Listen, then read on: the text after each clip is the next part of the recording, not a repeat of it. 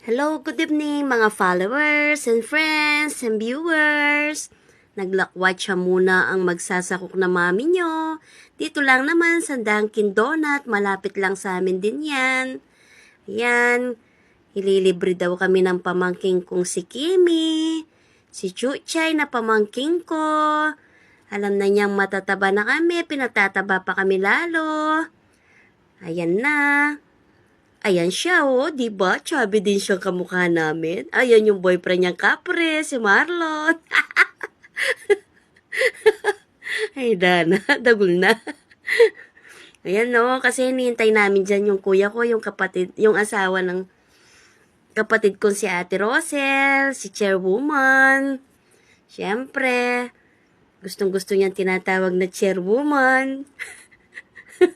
Feel na feel niya. Nakapili, ayan na yung kuya ko, oh. Yung kuya kong galing sa trabaho, ayan na, yung masipag.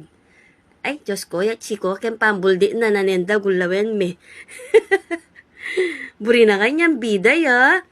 Gagagadya, buri na, upload ko na lo. Uya na. Pangus ko sana para gulamesay kuya ko. Kasanteng ne, kapres ko, no? Nang kasanting keng mata. Ayan na pala yung order me. Ure na rin nga duwara, may glebra.